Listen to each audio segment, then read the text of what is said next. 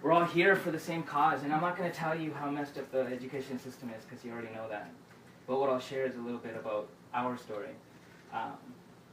Since a kid, I've always been a disruptor. I find things that are broken and then figure out how to bring together a team of intelligent, like-minded, conscious people to create a new system. When we had kids, the education system was the one that came obviously first and foremost on how we're going to shift this, change this, what are we going to do, what are the options available to us. I looked at unschooling, homeschooling, Waldorf, Montessori, and there was something beautiful about each and every one. I talked to Dana Martin, she's like the renowned person on unschooling, and we were compelled towards that, but there's something that seemed missing because me being somebody in the tech space, I felt like, and I've started to understand how the world is headed to a place where exponential technology is here. We can't ignore it. However, our relationship to it and our kids' relationships to it is not in a healthy way. And I'm guilty of this myself. I'll be tired and I'll hand over the iPad to Jackson and say, okay, watch something. Inside feeling guilt and shame while doing it.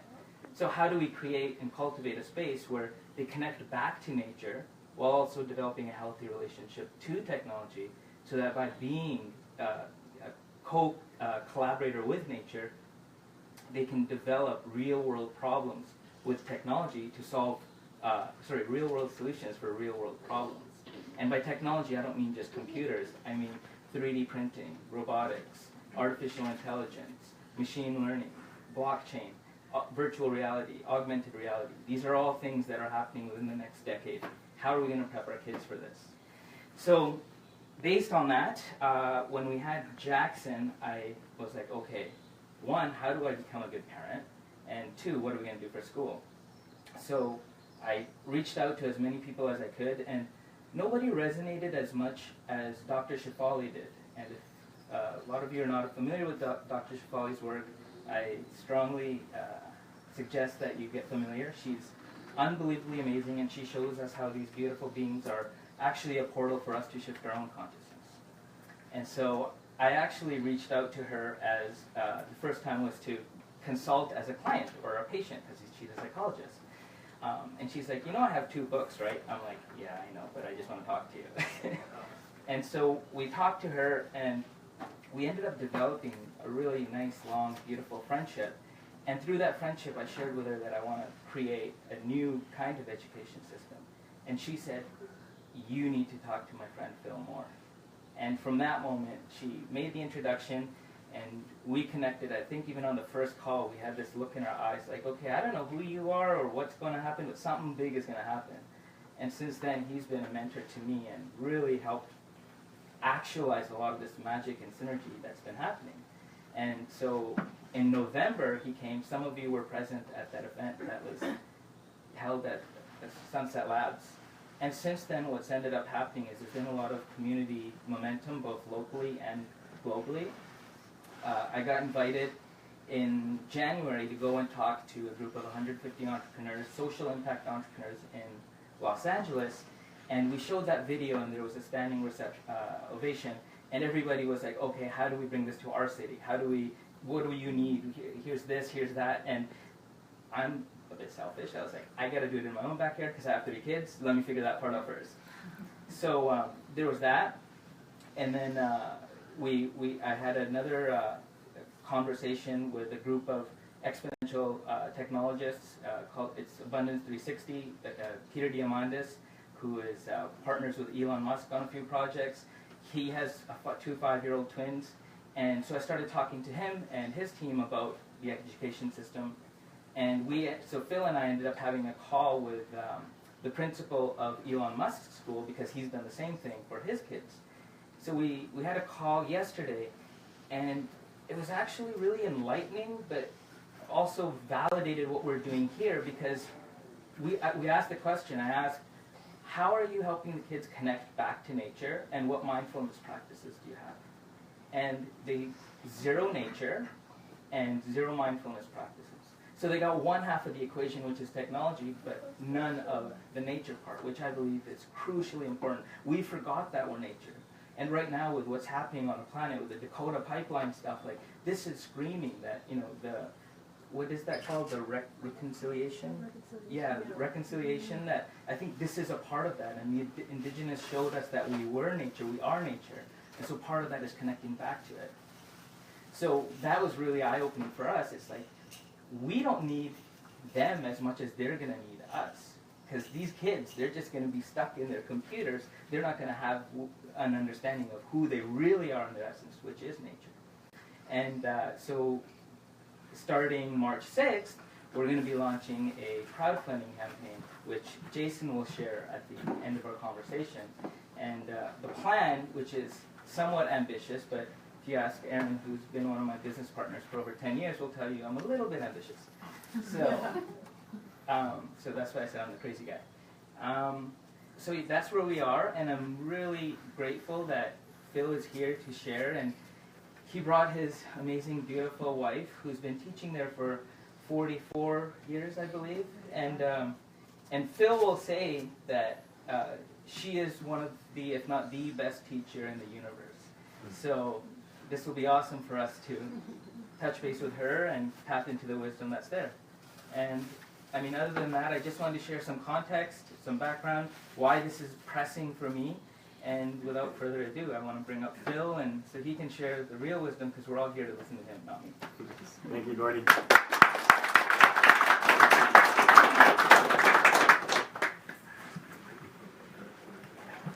Yeah, I'm so glad he's here, Tony, because we're here for you.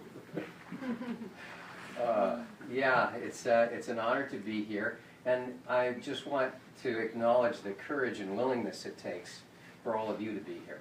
So it's no accident that you're in this room. You might think, oh, I'm related to Suki, that's why I'm here, you know, or Gordy, who's my boss, and that's why I'm here. But there's really a cosmic, mystical reason why you're here.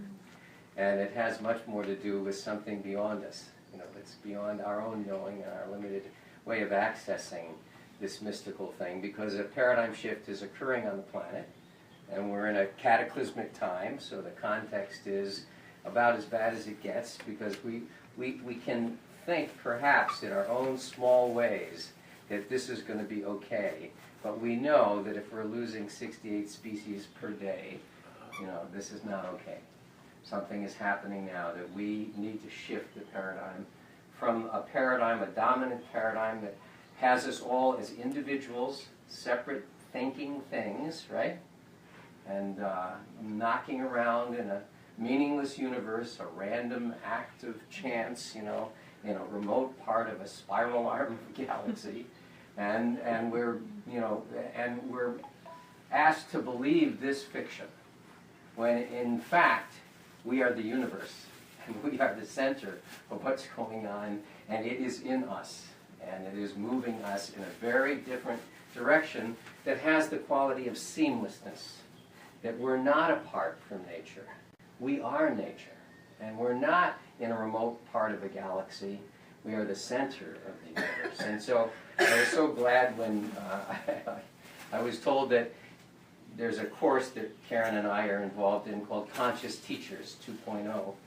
And we had already set it up, and April 1st was our first time that we were going to get together as a group of 30 or 40 people that are crazy and mystical enough to say yes to something that they really can't quite understand, because it's drawing them to deepen consciousness and deepen relationships. So all you have to ask yourself is are you looking for depth and meaning in your life? And are you feeling that what you're being, you know, asked to do or to join or to be a part of is somehow on the surface of things, and the depth isn't really there? That's what Conscious Teachers is. So the first date was April 1st. Thought that was a good date to start something. But we're already being a trickster, right? In some sense, the coyote medicine is here in this room because you're all ready to do something pretty different, right? And so the Lakota people who we're close with, you know, would say, oh, coyote, you know, this is coyote energy. This is the energy of the trickster. And so we had this April 1st date set. And then I'm working very closely with a group of from Unity, from the Unity Church, that is in Detroit. It's in Warren, Michigan. And it has a reputation of always having brought really amazing world leaders and world thinkers, wisdom teachers, to unity. But unity itself is really too confined at this moment, and is starting to lose its membership. It has its main sanctuary has 1,600 seats. So if you have 700 people show up for service, it feels a little empty, you know. And they're in this transition, and yet they're still known as being a place where really major people come to speak, and they've had some amazing ministers over their history. But right now, 2 of them are involved in conscious teachers. They've discovered us, and we've discovered them, and they want to change the paradigm of that church. You know, they want to connect it more to agape. I don't know if you know agape in Los Angeles, but they want to connect it more to that current. They're both, they're an African-American couple that are just amazing. And so I asked Lisa whether she would join me in Conscious Teachers and that we could marry our communities and use that synergy to do Conscious Teachers. And then she says to me once during lunch, you know, she says, you know, Deepak Chopra is coming here? I said, really? What's the reason that he's coming? He said, well, Deepak has got a new book out called You Are the Universe. You know, and it was like, oh my gosh, this is the perfect, you know, I didn't even know the book. It's really not easy to read, so I'm just warning you now. But it's an amazing book, and it's a huge shift for Deepak. You know, it's clearly his evolution. And so the reason he's coming there is because in order to get on the New York Times bestseller list now, because the book industry has changed, just like everybody here in this office that uses the word hack. I used to think it meant a bad golfer, but now I know that it means something else. You know, the hack for a bestseller right now is you have to sell thousands of books at a time. So the reason Deepak is coming is, and the hack to find out how to get on the bestseller list is to go and see the zip codes that he's going to be speaking in the next 3 months or the next 2 months, and you'll have exactly what it costs, about $190,000 for whoever it is that he has on his team that is helping him do that. But they have to sell thousands of books every time that he speaks. So that's why they're coming to Unity. But from my perspective, that's how we're starting Conscious Teachers 2.0. Deepak is going to be with us, and that's going to be the beginning of our journey that will go through August.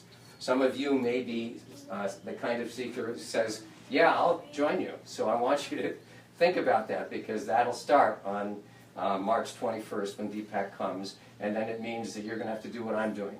Fly to Detroit and back again several times in order to attend it. But I really do invite you to do that. So let's go to the Xploration Center. At this point, what I'd like to do is just share with you, Karen and I are here because of our daughters, Sasha and Nina. So it's so great to have Sasha here, because we have that name in this room, and it's more than a name for us, of course.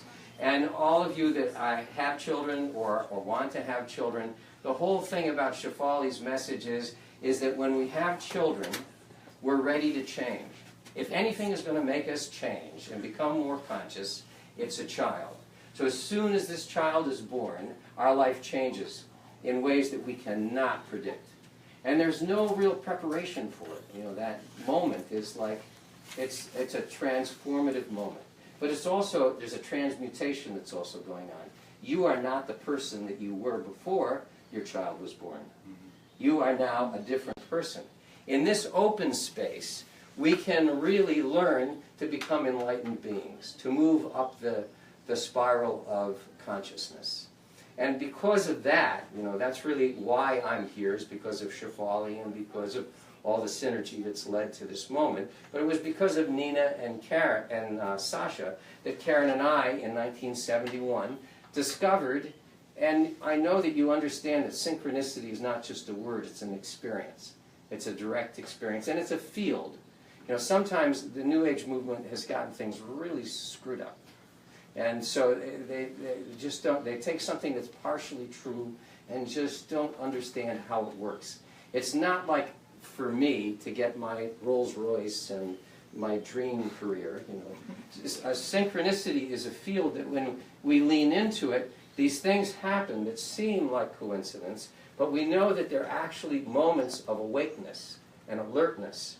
For us, for me, It was in Malaga, Spain, in a Kresge store, where the rest of my group was out getting things, provisions, to go back to our home community in Fuengirola. And I was thinking about French fries.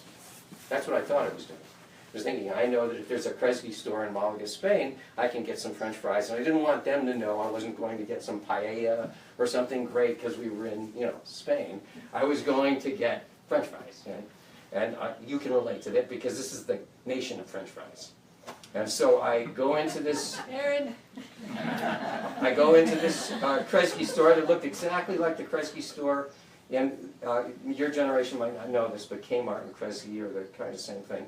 But in this time, in 1970, the Kresge store looked exactly like the Kresge store in Royal Oak, where I grew up. So I knew exactly where the counter was to get served.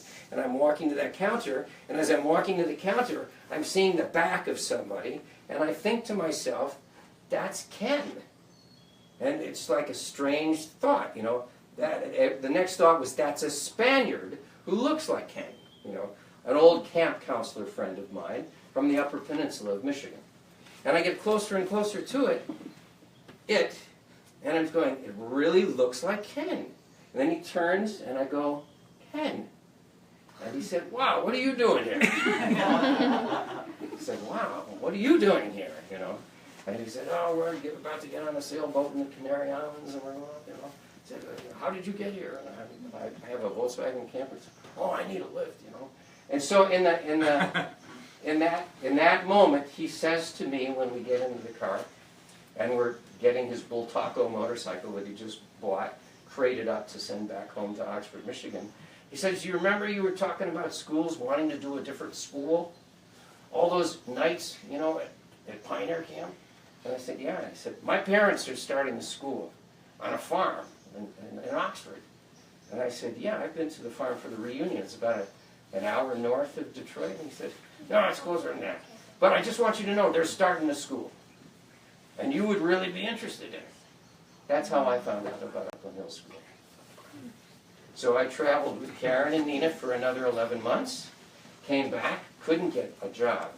On my teaching certificate it says, Philip Moore is unfit to be a public school teacher. I really thank that person for writing that. I thought it was the end of my career, but it was really the beginning of my career. And so I couldn't get a job other than a substitute teacher. We enrolled Nina into that school. So I'm standing before you now, having just left Nina 3 or 4 days ago and our 5 grandchildren. And I know that it sounds like I'm bragging, but I'm really not. Nina is one of the best parents I've ever met. And these 5 kids that she's raising in a very complex time. And we live, and I don't have to tell you that, we live in a time that is really, really confusing and really, really different, especially than that 1971 moment that we just shared a moment ago. And then Sasha, who's also living there in Los Angeles. And so our grandkids are primarily being raised between Los Angeles and Montana. Why Montana? Montana is where their community is. Montana is the place where they've found something like I'm feeling in this group and here. So every summer and during vacation times, they take their kids there. And that's where they have their community. And they're trying to make it work between 2 very different environments.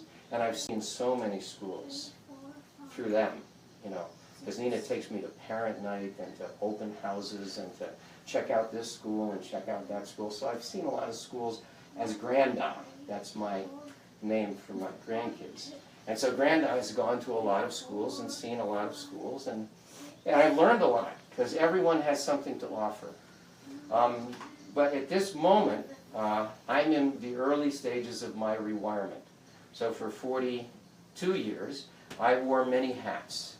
The director of an independent school means that when the toilet is overflowing, they're coming to you and saying, what are we going to do about that? Sewage is backing up in the boys' bathroom. See ya. And so there are many different hats that you wear as a director of a school. And that's really the only job I've ever known, because I was the director at the age of 23. Our school was falling apart. in 1971, and because I had been inspired by Buckminster Fuller, and I had some ideas of how not to be just a reaction to something, I kept talking in meetings, parent meetings, until the person who owned the farm, Dorothy, said, well, why don't you be the director and just get us through the end of this year? If you can do just that, we won't have to refund tuition. We were in December, so the school was only 3 months old. And then I stayed there year after year after year after year until it became 42 years. So I'm a real anomaly to my generation, because I've been in place for that long. And when we were on the call that Gordy alluded to yesterday, it was really clear to me that there's some of us humans on this planet that are really divorced from place. Because when Elon Musk's principal is talking about, ask the question, I'm glad Gordy asked that question. Gordy has a way of figuring out, what to, I don't really think like that, What is the question that we're going to ask, And it was the perfect question, and it got read. And both of them, Peter and the principal, I forgot his name, heard the question and pretty much said they are near SpaceX in a paved parking lot. And they pay no attention to the natural world. And it feels absolutely fine for them, both for Peter and for this principal. And I thought, wow, that's really interesting. And he had a two-part question. What do you think about mindfulness? So just another way of talking about the interior, the intra and inter subjective aspect of teaching and being with people. And that's, to me, the most important part of conscious teachers, right? So I have had to try and sell conscious teachers to some of my colleagues, heads of other schools, and only the most trusting of them have said, okay, I think I understand, but it's you, so yeah, I'll send you a couple of teachers or something like that. It's really hard to, to explain why the interior subjective aspect of being a human being is essential to being a teacher in the next paradigm. And that's what conscious teachers is about. So he reads the question out loud. Peter's assistant reads it out loud to everybody. And they hear the mindfulness piece and do not address it at all. It wasn't even like, what do you mean mindfulness? Or how does that relate? It was just totally as if it had not been asked. So we had this sense of that, what we want to do with the Xploration Center is what we started to do at the school and are now 1,000 students or so into, which is children fall in love with the natural world and the natural world becomes a primary teacher. And it's really easy. And how do you make that happen? Half of the day you have the option of being out under the sky. Because in education, in the pedagogy world, they say, how much seat time does it take to teach statistics?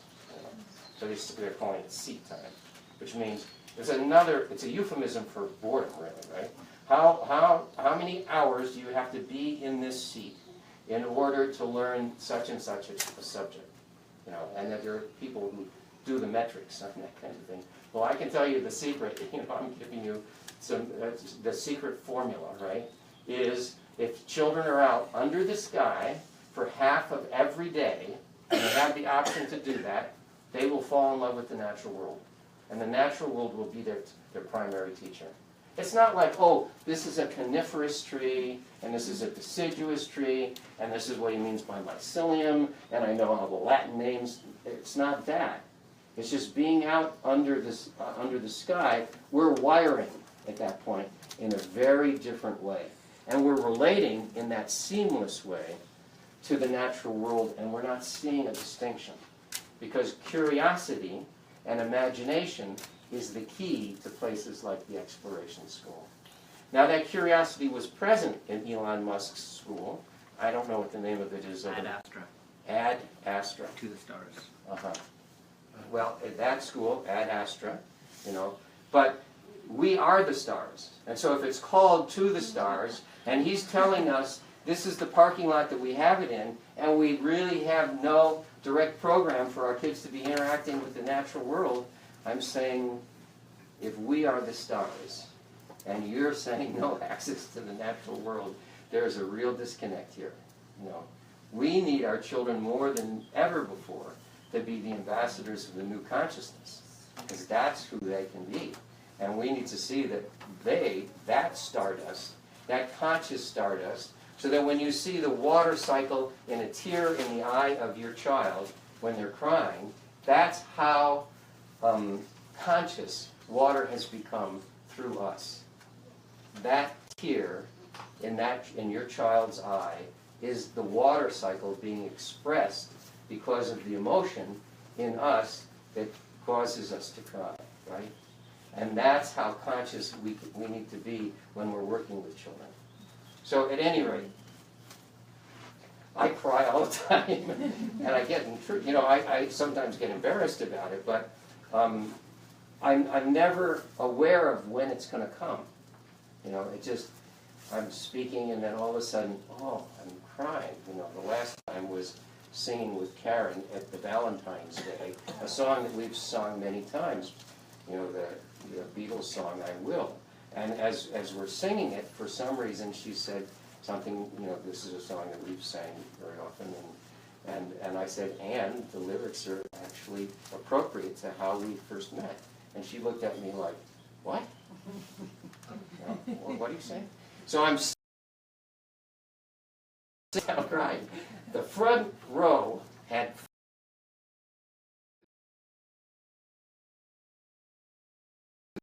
raise your hand if you have a question, and then come up here and ask it so that everybody can hear it. And we'll do it. We'll do the best to lean into it.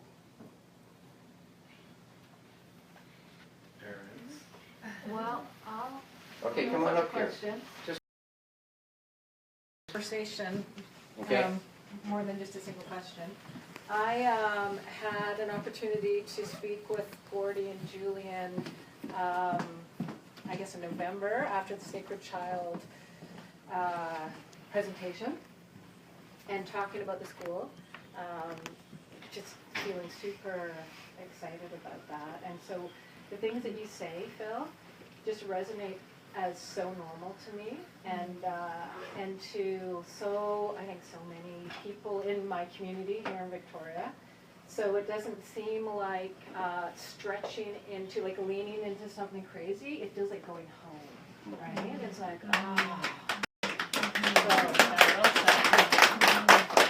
so that's just, so I have goosebumps right now. I have goosebumps.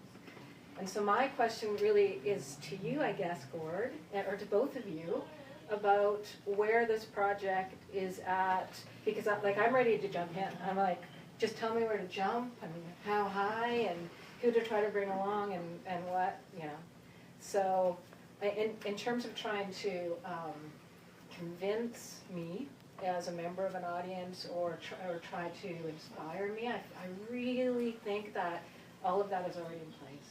And so I'm really curious about the logistics, about putting energy into mobilizing that to manifest something. And your name is? Michelle. Michelle, okay. So for those of us, everything is a spectrum, right? And so we know that autism lives on a spectrum. And we know that every time we're getting together, we have to be really aware of the spectrum. So in terms of where Michelle is on the spectrum, right? So here there are people that are not in this room that would hear about this room and just not at all be interested, right? So on this end of the spectrum, there's like, what are you talking about? But we're a very self-selected group of people here. That's why I started the way that I did. And Michelle is closer to this part right here. For those of you who are there who are parents, we need you to trust us and enroll your children. It's as easy as that, as simple as that. And yet it's really one of the most difficult things for me to imagine right now, being 23 years old. I think I looked like I was 18, So that doesn't really that doesn't give you credit much when you're meeting with parents, prospective parents, and asking them to give you their children, right? So to look so young. Because when you look like you're 12, and it doesn't look like, oh yeah, I want to entrust my kid to you.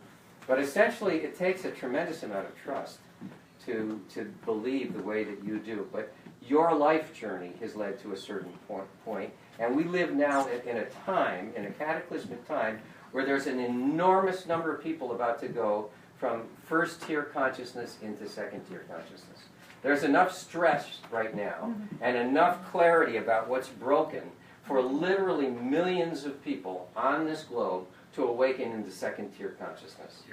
And if you want to know more about that, then we can talk later, and I can help you understand spiral dynamics and what I mean by first-tier and second-tier consciousness. But it's just a way of saying that there are people who are ready to believe that every layer of values has something right in it, but not exclusively.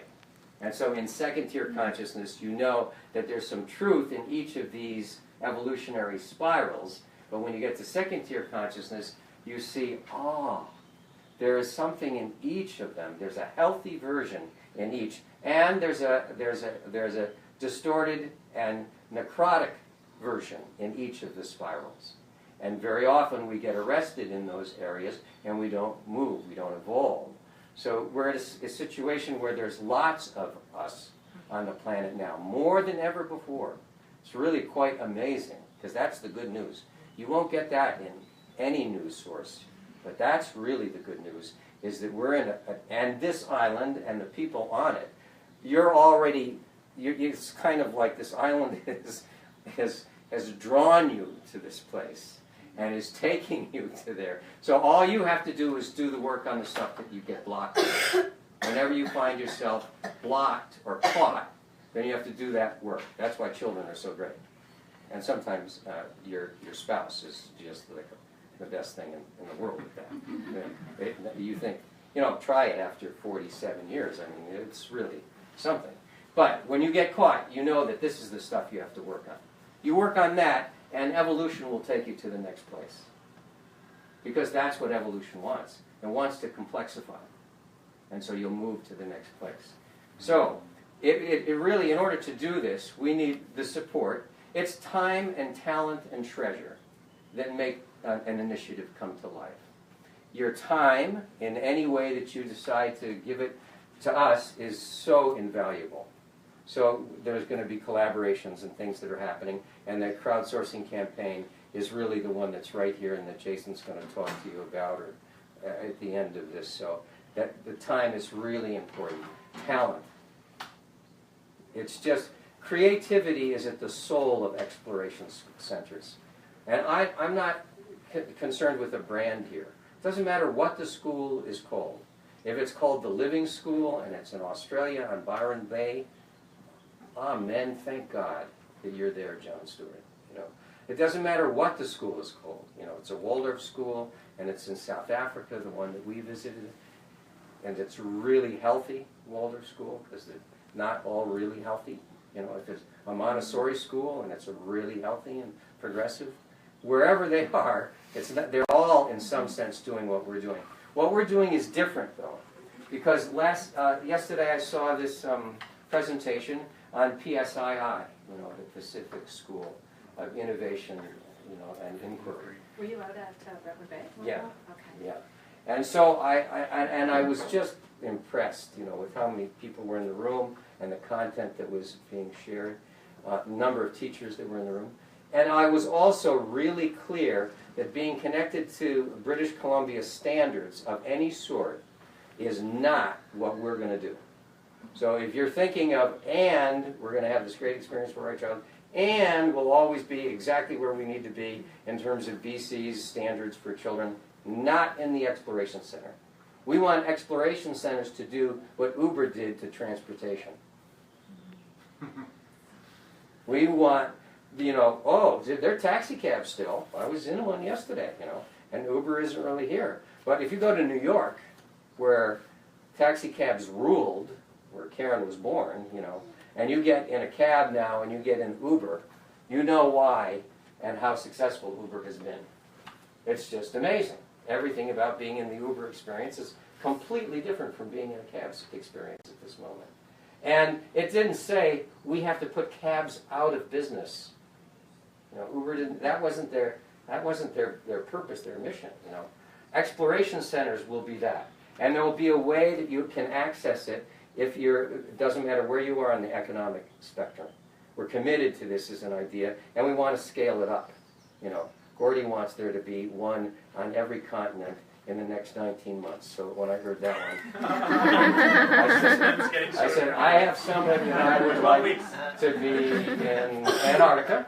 I know who he is. He's maybe not that excited about being in Antarctica, but you're going to be on that continent, and you'll have 3 people in your little exploration center. But the exploration centers will have this component of the hero's journey, only it will be a collective hero's journey.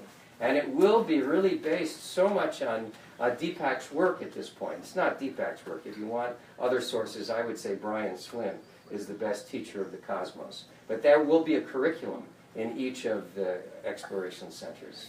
And so time, talent, and treasure, and I don't want to say that treasure is last, but it's so important to actualize things.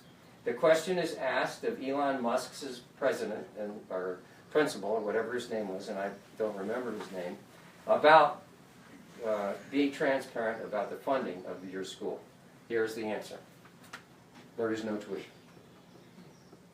Anybody in the SpaceX family can apply to have their kids go to the school, and once they're accepted, there is no tuition.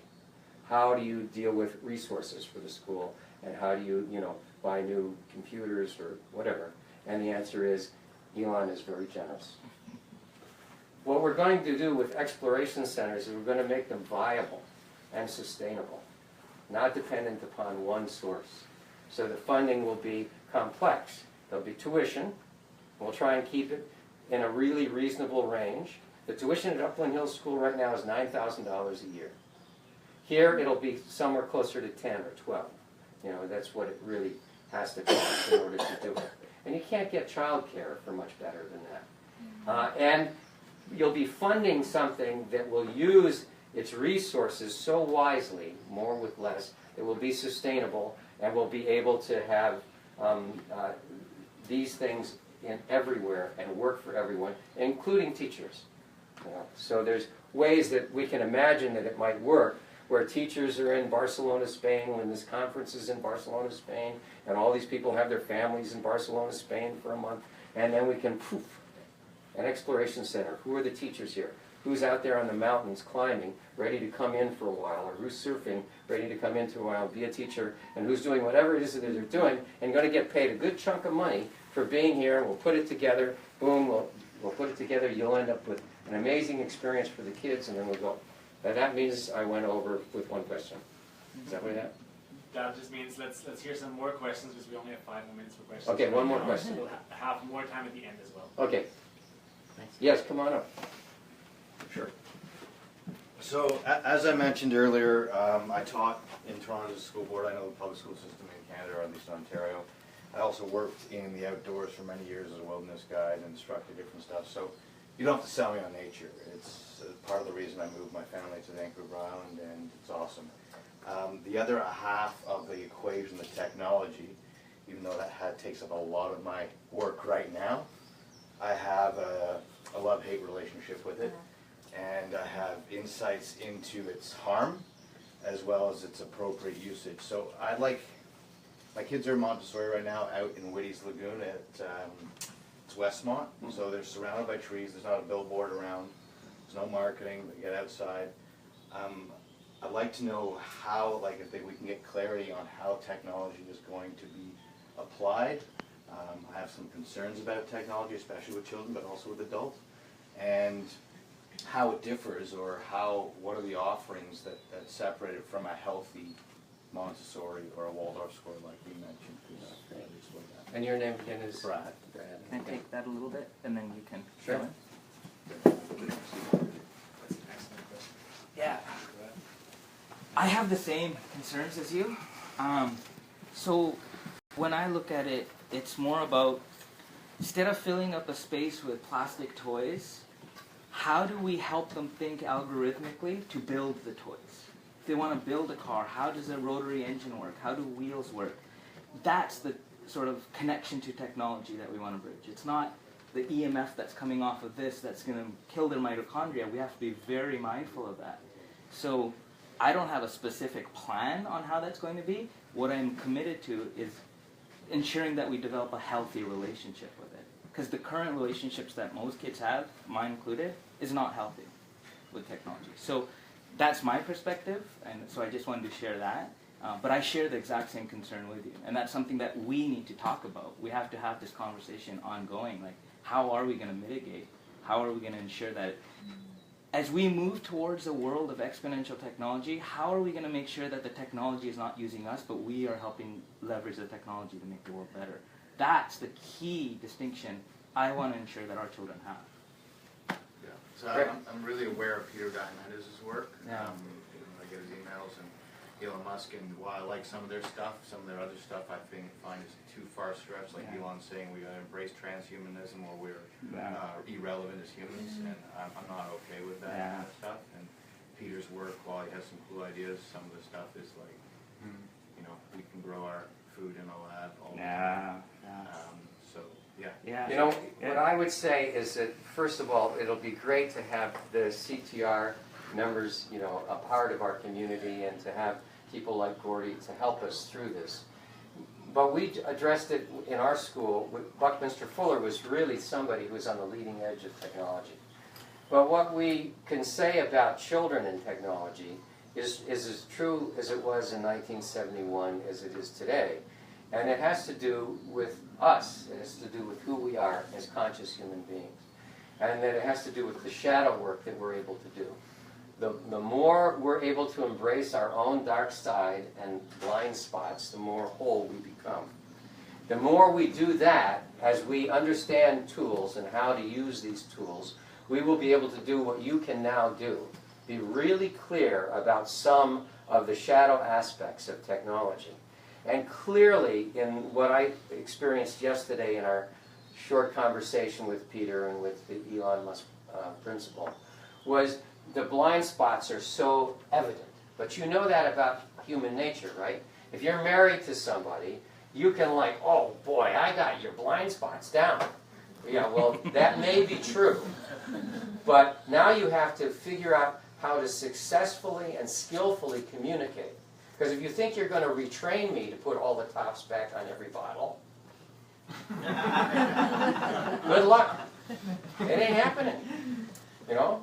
And if you think it's by scolding me I'm going to do it, well, now it's gone down. 30% of the time it's going to happen. So yes, we can see each other's blind spots. And yes, when we're close to somebody else, we can hear them complain about something, and it immediately triggers us to know, oh, you're not taking care of yourself. You know, why don't you stop to take care of yourself? But when we hear it like that from somebody else, unless you're extremely empathetic and very, very skilled, it won't be communicated in a way that that person can do that. Technology has lots of blind spots. And our culture is really rushing and rushing and rushing in a certain direction.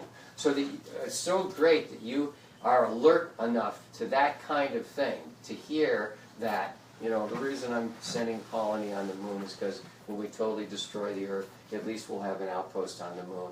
Oh, great. That's just really great. I love that idea.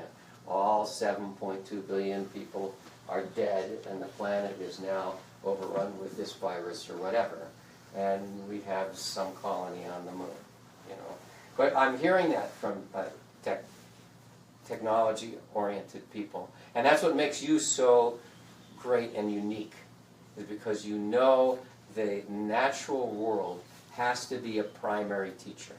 Could I ask for like 30 seconds of my positive contribution to that topic? My name is Morgan. I've spent about the last 12 years researching the interaction of digital technology and current technology and low technology with environmental education, from an ecological analysis or an ecological paradigm. And in education, digital technology particularly can act like an invasive species in an ecosystem. But we can know that, and we can manage it, and it is entirely possible to use technology very deliberately, in a very contained and conscious way. And if that's happening, it can help connect us with a deeper systems knowledge of what's happening in nature, and what's happening in ourselves, and what's happening in our world. If we use it well, it works very well in environmental education. And Could you it can give be an done. example of one that you were Sure. Sure. Imagine a lakeside. You can't see underneath the surface. And the kids aren't all in scuba tanks just yet, or scuba gear just yet. Imagine that in the edge of the school, beside the lake, there are a series of screens that are sensors connected to things like pH, temperature, all the way through the lake, causing no impact, no damage, no harm to the lake. But you can get a picture of the dynamics of that body of water. Even just the physical stuff is amazing to see. It becomes a three-dimensional visual map that changes continuously.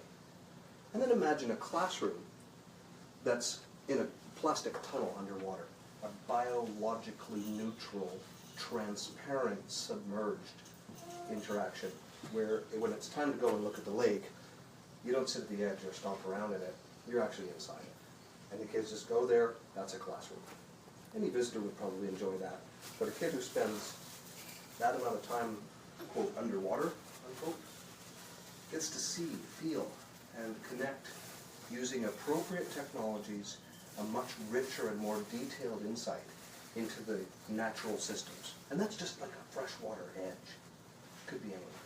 So it is possible to use technology appropriately. Thanks, Mark. Thanks, Mark. Now what? So if we want to have an interactive part for about 15 minutes, I think right now would be the best time before more facts and direction of what's happening next. Okay, now I need you to really commit one way or the other so that we know what to do with the time. You know, this is where democracy actually works. If democracy really works for where do you want to eat and... So my name is Jason, and I own a couple of businesses in Victoria. I have a venue called Sunset Labs, where we hosted the Dr. Shafali conversation and the Journey for the Sacred Child, and I have a broadcast project called Stream of Consciousness, and we do live streaming for conscious content creators and trying to amplify the emerging wisdom of the world, if you will. I'm not a fundraiser historically, but I got into crowdfunding because when I launched Stream of Consciousness, my broadcasting project, I wanted to do so in such a way that I asked people to commit with me, you know, and I wanted to use social proof as a way of demonstrating that my idea had viability. So I pre-sold packages. I was like, you know, I'm an unknown operator in the broadcasting world, and live streaming in general, and particularly like multi-camera professional live streaming is an emerging offering. And so if I can pre-sell $50,000 in broadcast packages, I would consider that a very viable proof of concept, and given those constraints. And the demand was crazy, and we broke some Canadian records for our crowdfunding campaign. And launched Stream of Consciousness, and 2 years later, I just got back from France doing a project with Carolyn Mace. I'm on my way to Italy with Robert Holden in a few weeks. Germany after that, back with Carolyn Mace, going to the Dominican. There's people all over the world doing conscious work that want to express it and archive it. And so I've been hired as a crowdfunding coach a few times. I've ended up running about 5 campaigns myself, and raised $250,000 or so in the last year and a half. And I find it's a really great mechanism for accomplishing a few different ends. And one piece is the fundraising side. You have some seed capital. The other piece is this social proof piece, where it's like, you know, if 20 of us say yes to this, we have a class. You know, we can move forward with the project. And there's the other piece, which is because crowdfunding is a socially driven process, there's a terrific fringe benefit of we'll get a lot of spread, we'll reach a lot of people.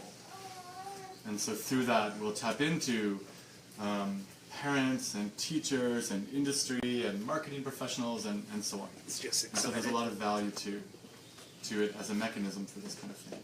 So when Gordy approached me and said, "This is happening, this shall be, do you want to come play with us?" I suggested crowdfunding, and we talked about it a bit, and he's like, "Yes!" And so that's what we're doing. There's a lot of scales of sophistication of the Xploration Center. You know, we can we're beginning now, we're here now with no grand dollars invested. It's a bunch of people that have said yes.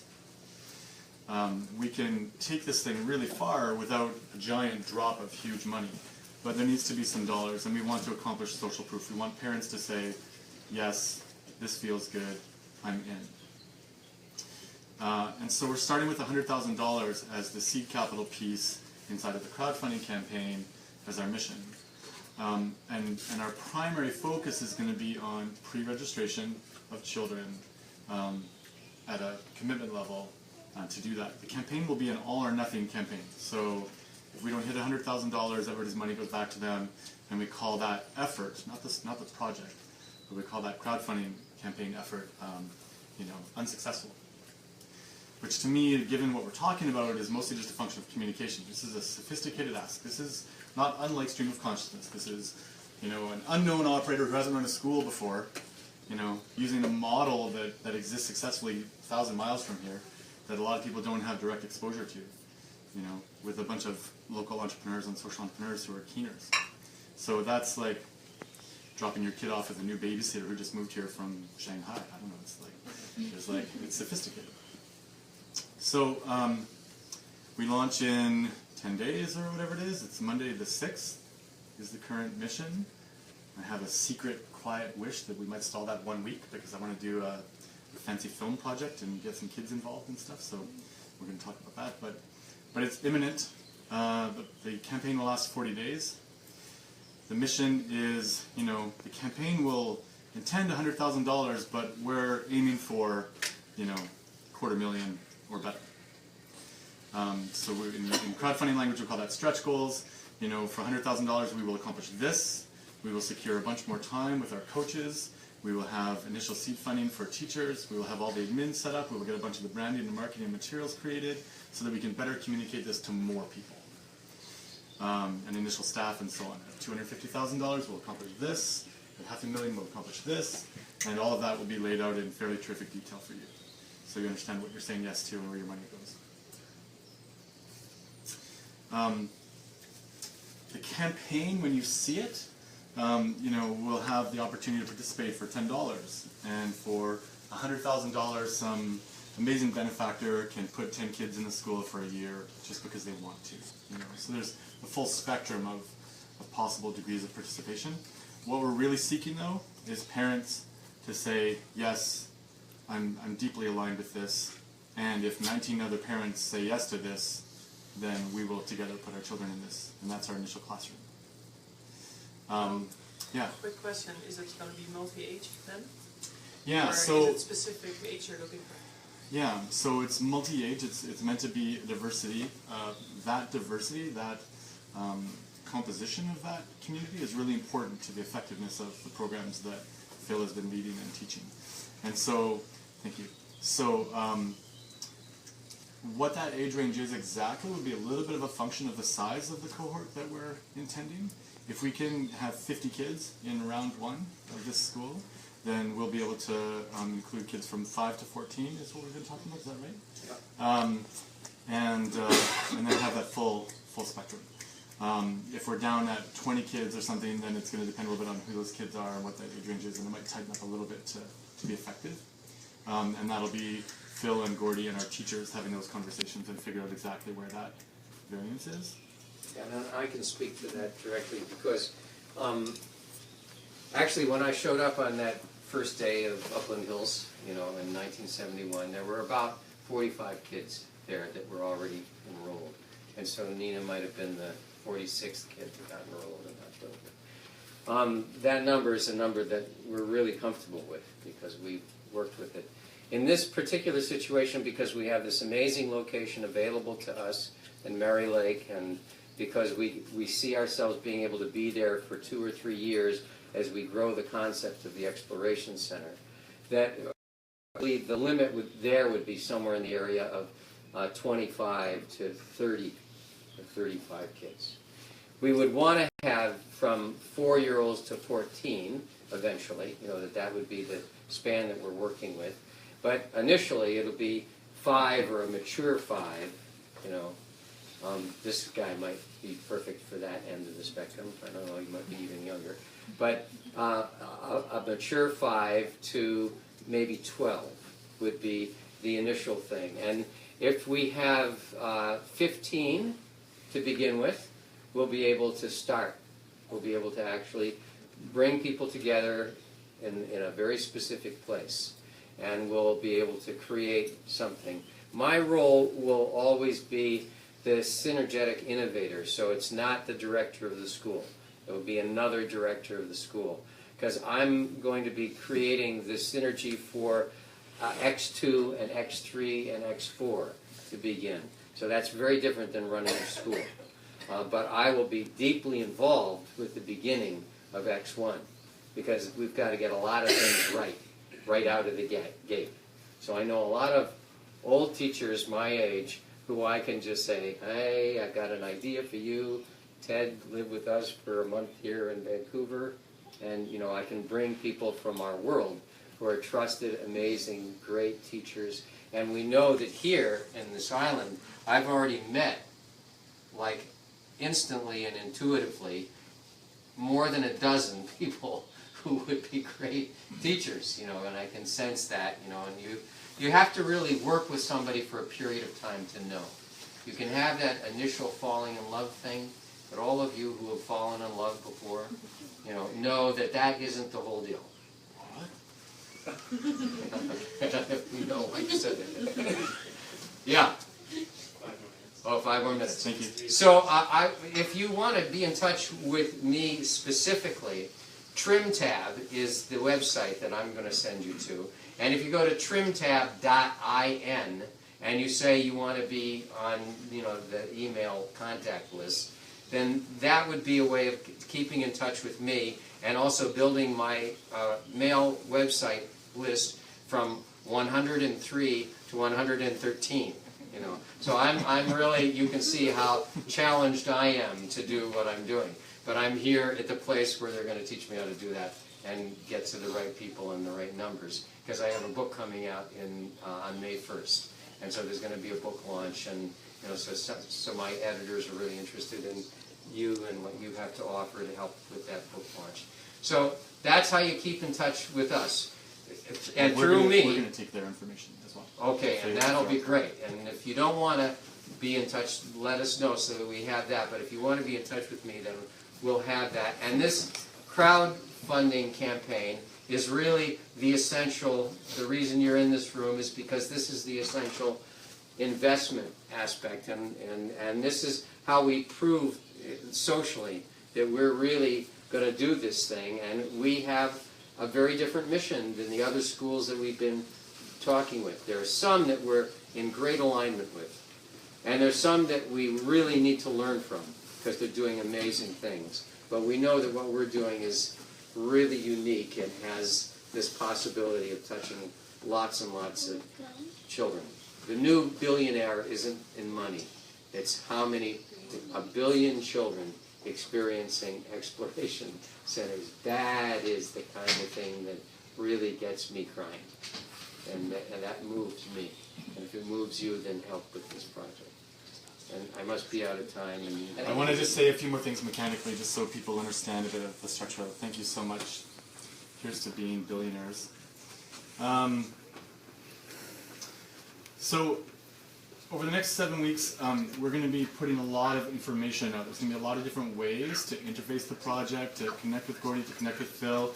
We're going to do a handful more of these orientation sessions. We have Phil here for a couple of weeks. So the first one is this coming Wednesday. If you all find Xploration Center on Facebook, if you haven't already, go hit like, hit follow on notifications, and you'll stay totally up to speed on what we're intending.